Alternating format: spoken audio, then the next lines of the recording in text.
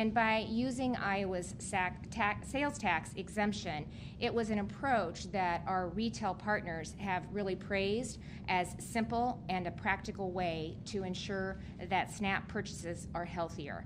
More importantly, I think these changes really empower families to take charge of their health and to achieve SNAP's foundational goals of meeting their traditional needs. So once again, I just want to say thank you to Secretary Rollins and her team for making these initiatives possible. They've been incredible partners throughout the process. And Secretary Kennedy, we're looking at what we can do this next legislative session to adopt some of the MAHA policies as well. So I really appreciate the flexibility and the innovative approach that they've encouraged and allowed us to take. So thank you. Thank you. Thank you. Thank you. Thank you, Kim Reynolds. Look forward to it. And Bobby said, wait, what are you doing Saturday? I said, it's a steer show. We're going to be showing 1,200-pound animals at the Iowa State Fair. So just to clarify, stay tuned. Next, Governor Patrick Morrisey of West Virginia, no greater warrior. Really, I think Secretary Kennedy, it was one of his first visits, was to visit you to talk about this in West Virginia. As the former Attorney General of West Virginia, watching you fight for the people of your state has been very inspiring. Congratulations today. You're one of the states that we're signing, and we're just so grateful for your leadership. Thank Governor you so Morrisey. Much. Really appreciate it. Thank you. Oh, sorry about that. Well, thank you very much, Secretary Rollins, and it's wonderful to be here today. What a beautiful building to be at the Department of Agriculture. It's an incredible place, and I think everyone up here on the stage, Secretary Kennedy, Governor Reynolds, she's been a real leader among the governors for a long time. Commissioner Makary, they're doing a lot of great work, and work that's long overdue. I know that the collective group here, their leadership, and their commitment to making America healthy again, I think it's already making a huge difference in our country. And I'd also like to make sure we thank the person responsible for it all. President Trump has picked really good people within his cabinet and these agency heads, and he's giving them the ability to enact fundamental change that really help make America reach her potential. It's inspiring, and I'm glad to be a part of it. Now, there's no way around it when it comes to West Virginia. Unfortunately, we're ranked at or near the bottom of a lot of the tough public health metrics. We lead the country, or near leading in the country, in obesity, in diabetes, in a lot of the chronic conditions that have really been disabling our people. Usually at the top of the list for more people who are disabled in our state than virtually any other. Our kids, they're diagnosed with ADHD at rates that are well above the national average. And we have one of the lowest life expectancy rates in the United States. Now that's the bad news.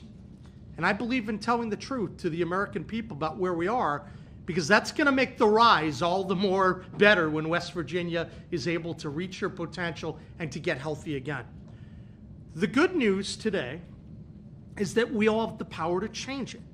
And I think the people on stage here today, the wonderful staffs who are working at the federal level and the state level to make that happen, I think you're going to start to see some needle movement in all these categories. You see, I want all West Virginians to have happy, long, healthy, and purposeful lives, spending time with friends and family and doing things that matter. Earlier this year, alongside Secretary Kennedy in Martinsburg, I signed legislation making West Virginia the first state in the country to restrict the number of the artificial dyes in the schools. We need to clean up and get the crap out of the food. And in West Virginia, we're taking the lead. That law has gone into effect. It's already started right now. And beginning this year, kids in West Virginia will no longer be exposed to these harmful dyes and chemicals at the schools. And there'll be more changes in the future. We're very proud of this achievement, and we're happy to work with other states and school districts across the country to see additional changes that help people get healthier. Now, during that visit in Martinsburg, we talked about a number of other pillars of health that my administration would focus on to benefit the health of West Virginians. Along with cleaning up the food, we're trying to promote fitness and making healthy food choices. I'm happy to report, Secretary Kennedy, that our Mountaineer Mile efforts, that's a statewide fitness challenge that we asked our citizens to be involved in. It's spreading all across West Virginia, and there's a Mountaineer Mile in every one of our state parks, and I can volunteer. I have followed through to do the Mountaineer Mile every single day since I met with you. I'm going to do a lot more of that. Making sure that we're healthy, exercising is a core pillar. But there's more that we need to do, and that's part of why we're here today. We know that the changes to the SNAP program, they're long overdue.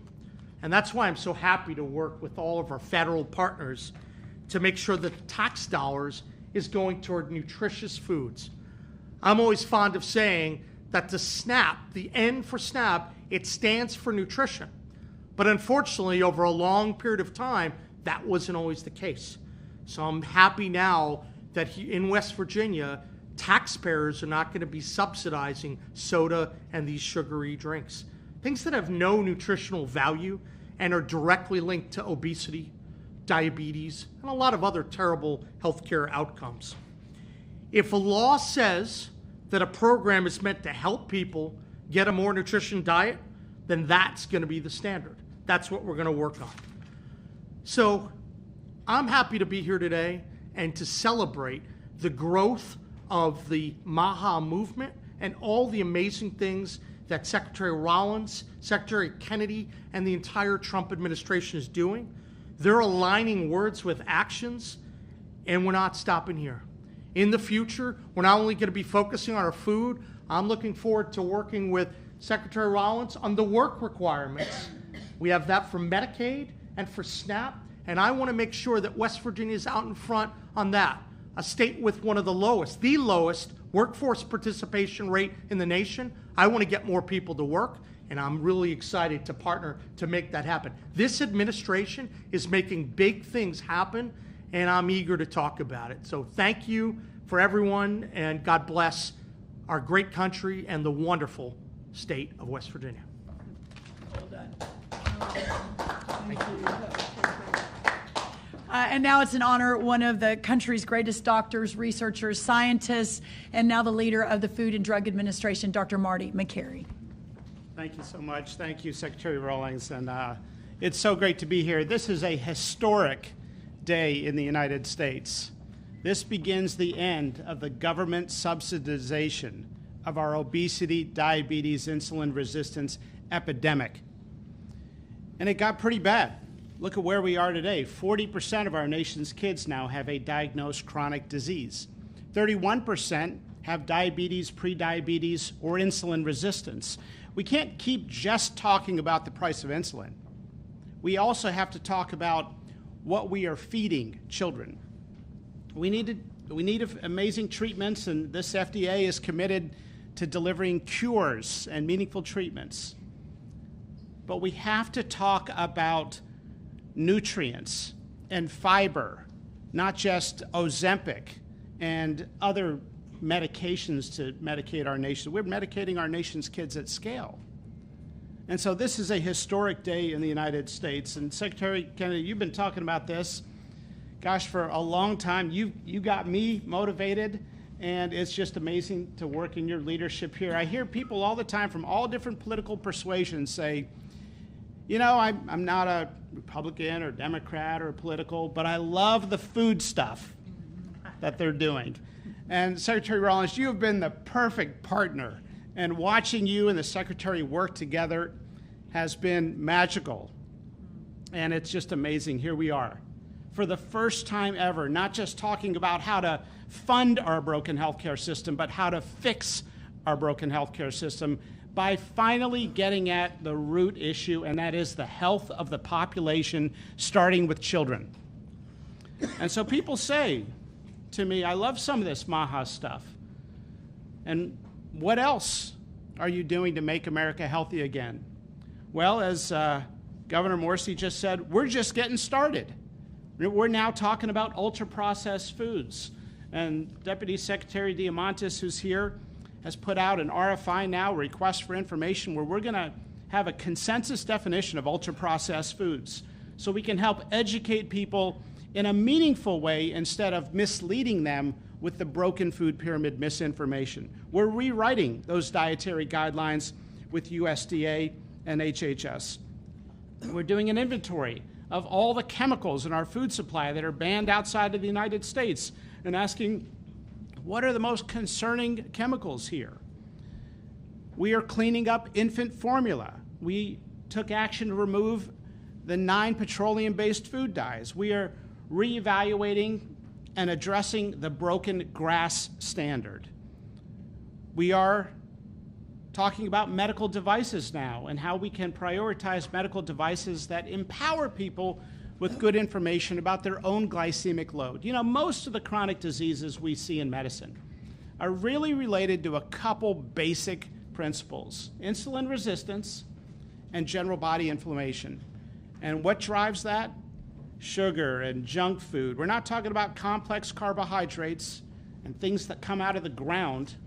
We're talking about ultra-processed foods that drive up the glycemic index. We're addressing the poisons in the U.S. food supply. And today, with this amazing moment, for the first time in American history, talking about taxpayer funding of our chronic disease epidemic in children, addressing the SNAP program to restore it to its mission, to talk about the N in SNAP, which is nutrition. So I'm just I'm so thankful to be a part of this historic day in America. It's been great to watch, especially with Governor Reynolds and Governor Morrisey. The great American experiment was that states would be the laboratory of innovation, and we're witnessing that right here today at this table. So thank you, and I'm looking forward to it. Thank you. Well done. Well done. All right, everybody, we are going to sign the waivers right now. We'll take some pictures on each of the states, then we'll come back and answer questions. Yeah, you too. Have a little bit of fun. Governor Morrisey will do West Virginia first.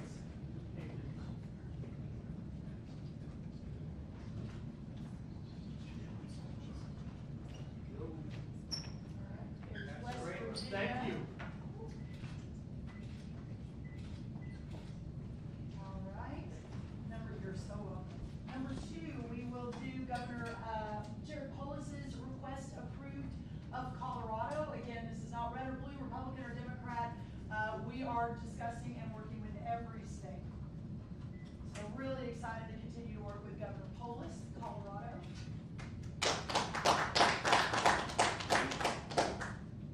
Third on the list is Florida, Governor Ron DeSantis. So grateful to Florida for continuing to be such a leader in so many things, including the SNAP waivers.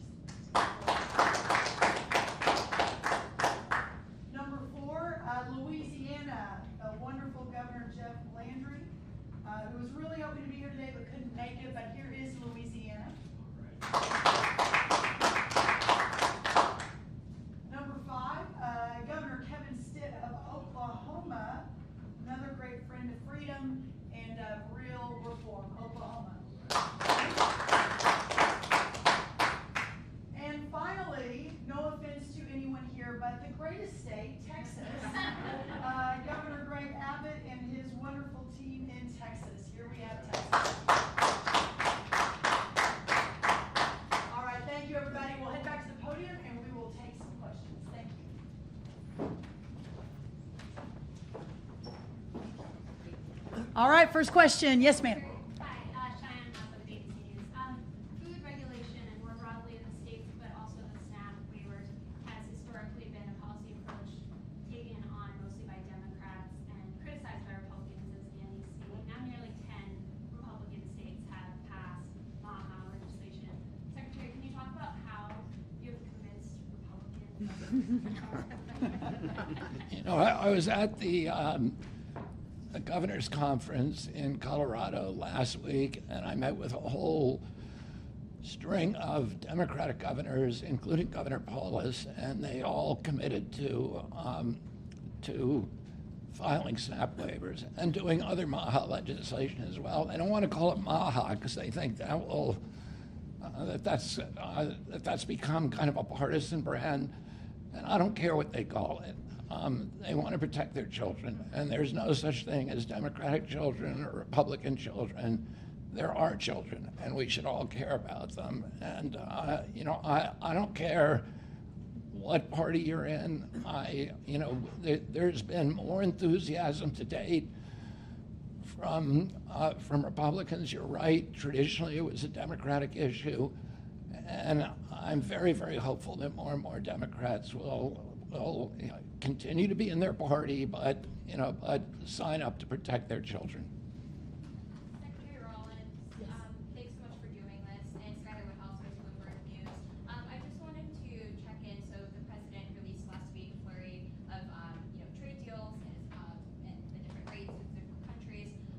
In the ag space, we're approaching harvest season. Right. Crop prices for soybeans, they were down a little bit. I was just wondering if you could give an update on if you're still tracking, farmer aid, sort of how the administration is looking to protect farmers as we enter the harvest season, given that we're seeing these trade deals. No, I appreciate you saying that. Obviously, the first thing I think it's important to note is this president made a promise in February to realign the entire world economy around America and Americans first.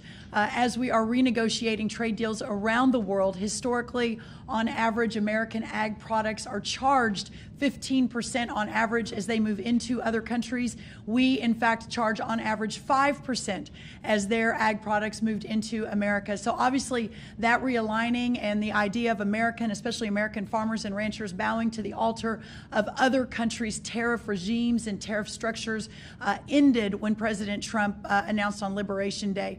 But having said that, and to your question, which is a very good one, the importance of understanding the uncertainty of what this means for our agriculture producers, especially for our row croppers, some really great ones from Iowa, others from West Virginia, across this country, when they were already operating on such thin margins, barely making it day to day, month to month, year to year. We've lost almost 200,000 family farms in just the last 4 or 5 years. The cost of inputs went up 30% under the last administration.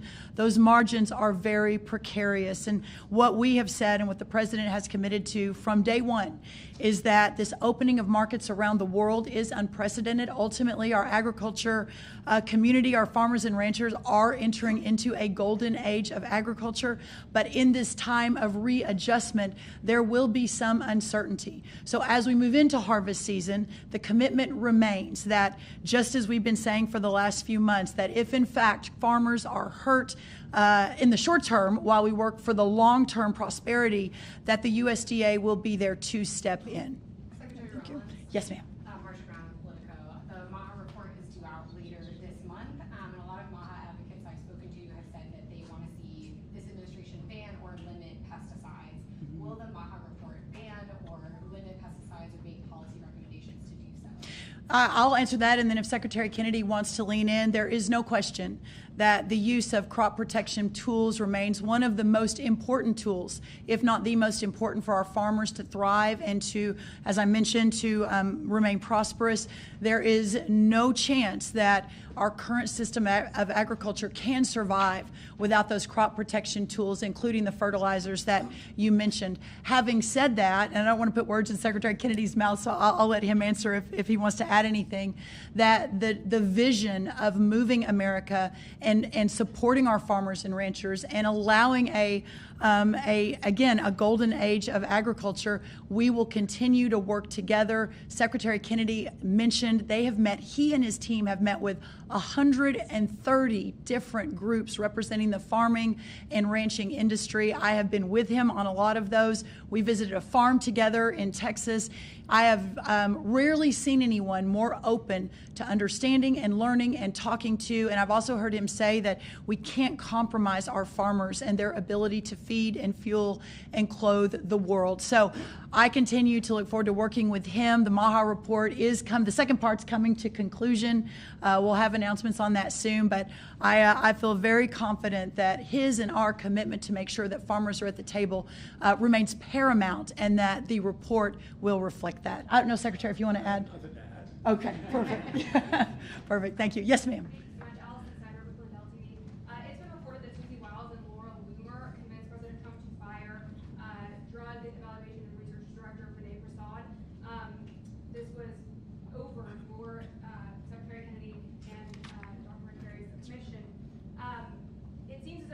exploring gold star science and really improving drug vaccine review. Do you think this is going to be a detriment to MAHA and everything you guys are working to accomplish? And how can we be reassured that the new person incoming is not allowed to offer big pharma? Well, first of all, the idea that he was pushed out by anybody is simply untrue. He saw some media headlines and didn't want to be a distraction. We have encouraged him to reconsider, and we're still doing that. And I am confident the FDA is going to continue to be strong. So the FDA is one of the greatest brands in the world, and it's going to continue to do that. Secretary Kennedy, Luke Sarzecki with Inside Health Policy. So your proposed administration for Healthy America was not in the HHS Senate Appropriation Committee's funding bill, and I'm curious why that was.